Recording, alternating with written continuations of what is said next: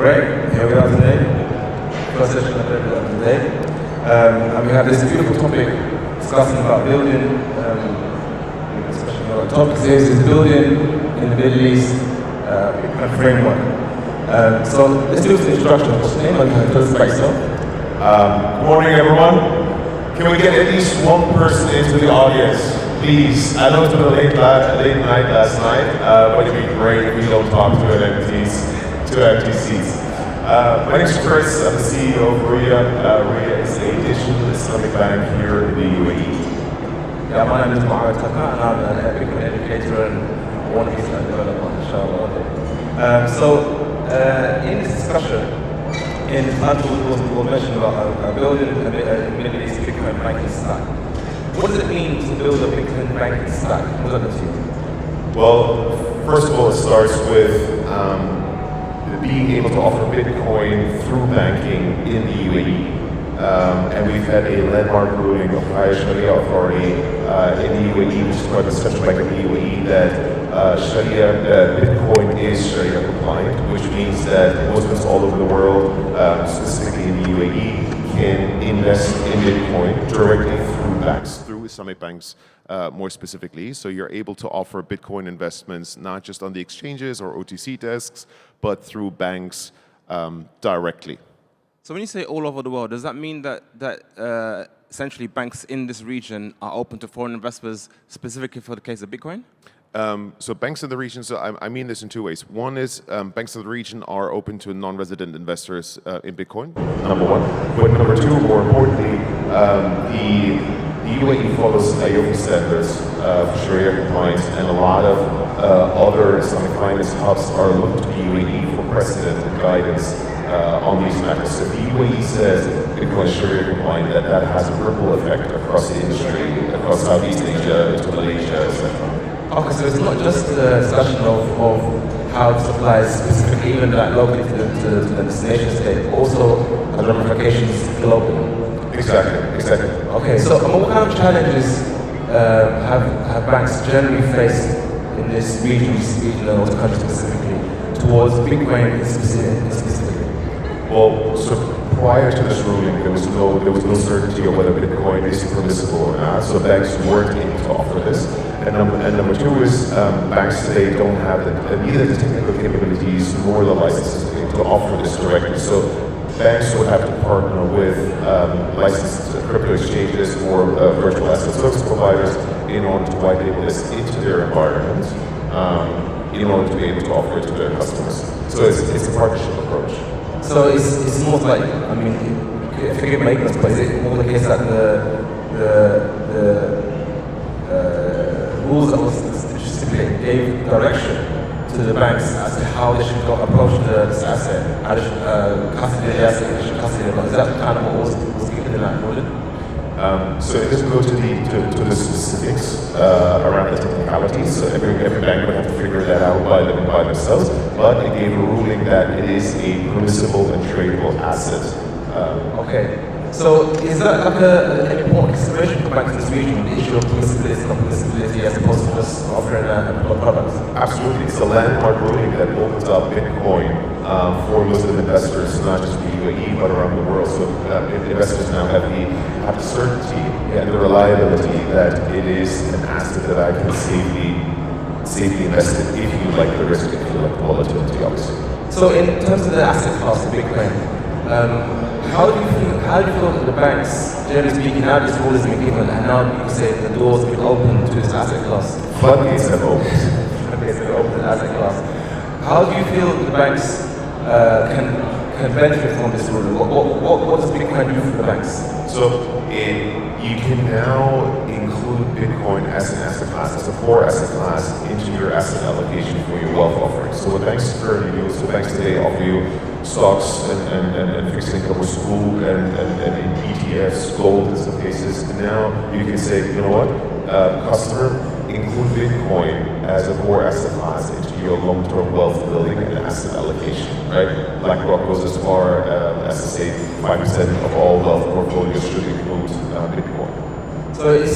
So from my understanding from this, it's not about the banks using Bitcoin themselves for a particular particular things. It's more about allowing it to be, or be making it available to the customers of the banks in terms of investment only. Exactly.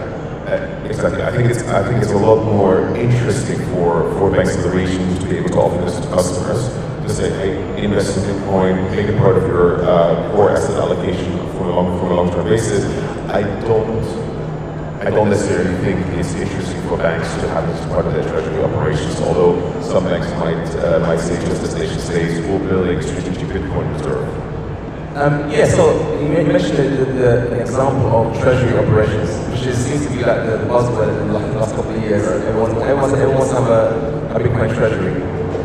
But in terms of banks, I mean, in your presence in the industry, how do you feel about banks exploring ideas like using Bitcoin for things like remittance or any kind of service, or using the properties of Bitcoin for its own activities? So I think there's two aspects.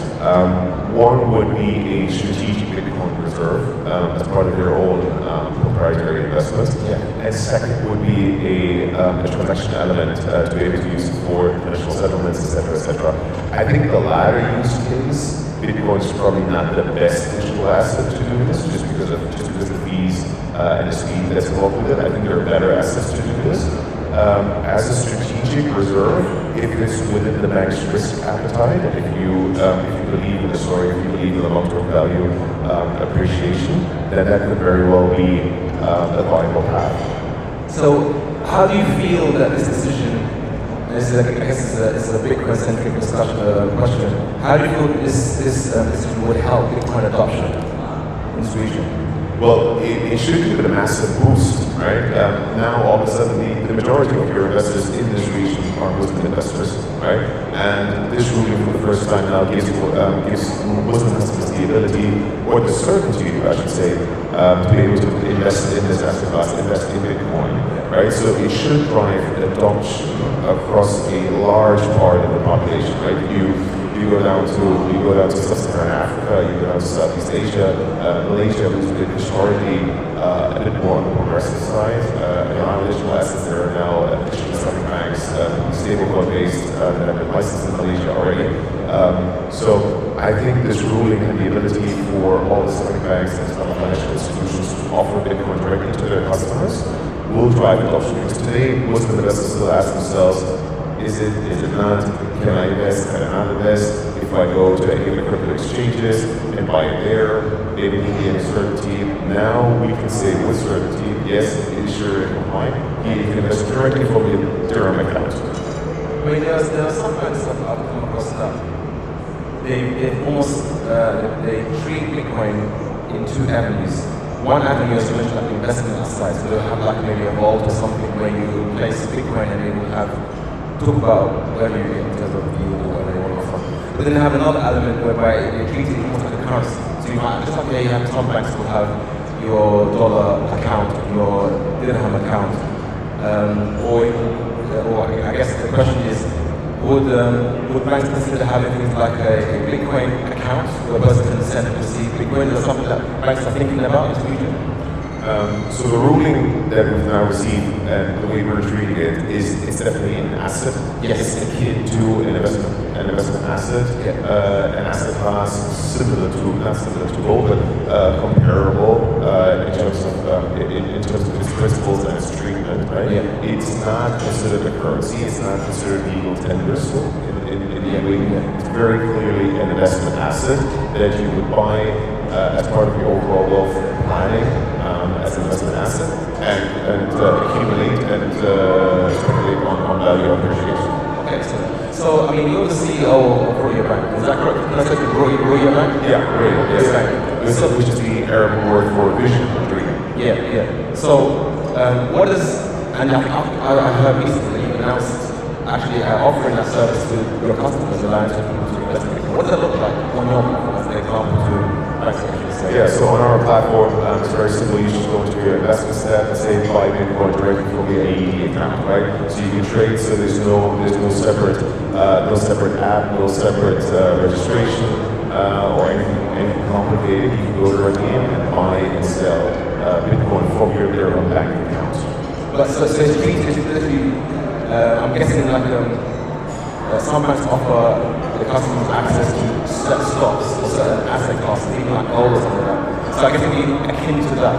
So you could choose to buy gold via the allocation as allocation, but you could choose to buy Bitcoin. I guess it's also the allocation. Exactly. You can buy Bitcoin, you can buy gold, you can buy stocks and ETFs, you can buy Sukuk, and then further down the line, other asset classes as well. But yes, it will be one of the asset classes that you're able to buy. Okay, I mean, I have one other question which was forwarded to me specifically by one of my friends. He wanted to ask me, will your bank allow withdrawals of Bitcoin? So we've designed it as what's called a closed-loop system. So you can buy and sell Bitcoin directly on our platform. You will not be able to transfer that Bitcoin to another wallet or withdraw it into a self-custodial wallet. So this is part of our investment offering. Yes. Part of long-term wealth planning, and therefore we designed it this way. Okay, so in previous different companies had similar approach when it comes to Bitcoin, treating it as an asset class. You could essentially benefit from the price appreciation, whereas not benefit from the thing itself by taking withdrawal. So in that regards, is that a regulatory requirement or is that just an internal decision that was made? So it's not a regulatory requirement per se, but the way we've designed it is not to function as a currency, not to function as a medium of exchange, but to function as a long-term investment. And therefore it was the most logical decision to design it this way. Is it something you were considering at some point? Because I think there was other banks that did start that way, but at some later stage, like maybe due to customer demand, they allowed withdrawal to either some certain clients or to all clients. There's something that maybe in the future that yourself or other banks will be considering? It's possible. I wouldn't rule it out at this point. But the way we've designed it this way is now to get customers comfortable with it, to get customers to start to invest in it, and give them a certain level of certainty and security around it, with the custodians that we use and with the partners that we use, to make sure that it's safe, it's in safe hands, it's custodied, and it's a closed-loop system. Okay, so that's a question. The point you mentioned about the word safe hands. I've met many people who come to this space. Some feel a bit unnerved about private keys and wallets and software and whatnot. And sometimes they just want someone to hold their hand. It is what it is. Yeah. So if a customer of Ruya Bank, for example, or any other bank, has already got Bitcoin, but they want the bank to custody it for them, is that a service that you reckon banks are contemplating that to take up role as a custody service where they will secure their Bitcoin for them, i.e. they will deposit it, or they already have? Or is it only open to just join the app, buy from them and sell to them, but not really, like I said, those will not really allowing Bitcoin into the system? Right, so there's two parts to the question. So one is, I think it makes a lot of sense to handhold customers into this right now, right? To not overwhelm customers with self-custodial wallets and private keys, right? There's a lot of nervousness and anxiety around that, right? And there's certainly a security risk with that. Yeah. So I'd much rather at this point guide our customers through sort of a predetermined investment route, where saying, look, it's as simple as just saying buy 1 Bitcoin, 0.1 Bitcoin for that amount of ED, done, right? And have the security and the certainty that the bank and the trust behind the bank. Secondly, I think it might be possible in the future to then put your self-custodial Bitcoin into the custody of the bank. That's not something that we offer today, but potentially would be offering in the future. I think most banks and investment houses would be interested in designing it in a way that gets customers started, rather than targeting already existing Bitcoin holders with self-custodial wallets. So I guess an extension of that question will be merchants. So obviously banks provide services to merchants to allow payments through the credit cards and debit cards and such. And I think there's another company in America which they extended that now to accept Bitcoin payments. So you have a machine where you can swipe your card or you can pay with Lightning or whatnot. Is there something that banks in this region are thinking about to widen the scope of payments to include Bitcoin. I know there's a rule in some countries where you have to pay in local currencies. So I guess the workaround would be the auto conversion. But is that something that banks in the region are taking on, maybe your banks thinking about?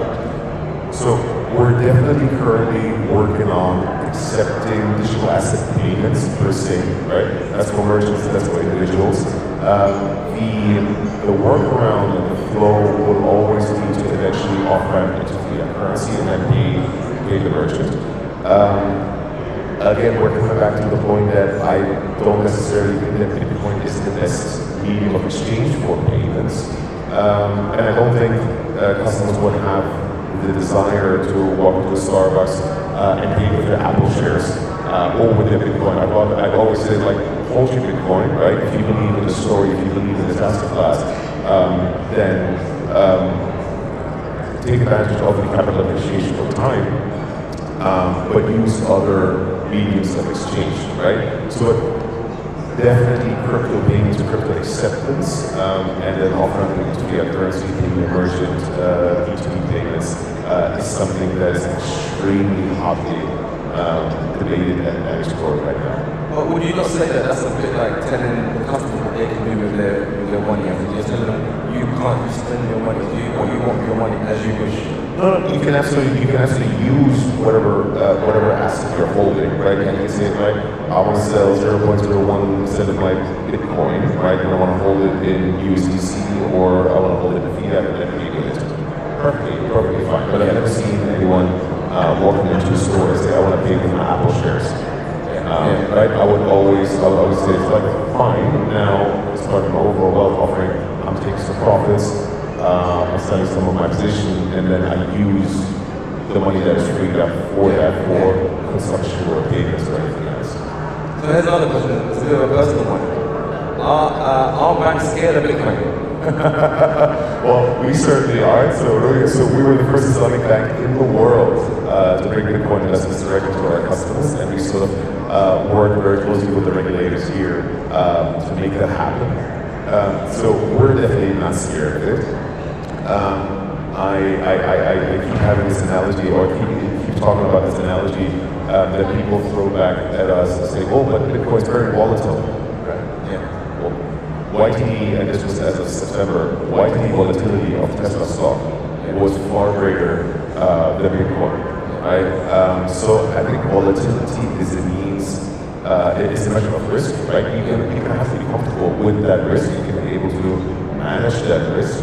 And there are certainly banks in the country, in the region, that would not touch this with a 10-foot pole right now, because they I don't understand it, therefore I cannot manage it. But if you do understand it, and if you're able to design a product for your customers around it, then there's absolutely no reason to share it with them. So I guess the final question I'll end on is, I mean, what message would you send to, I guess, say your people, other people in the industry, other banks in the industry, towards Bitcoin? What would you say to them that they should consider and think about the asset class? It's about embracing an asset class, right? It's about you're gonna have to keep innovating. You're gonna have to follow your customers' demand, and the customer demand around the world for Bitcoin is undeniable and inevitable, and therefore you're gonna have to follow it whether you like it or not. Thank you very much for your time. Absolutely. My pleasure. Thank you very much.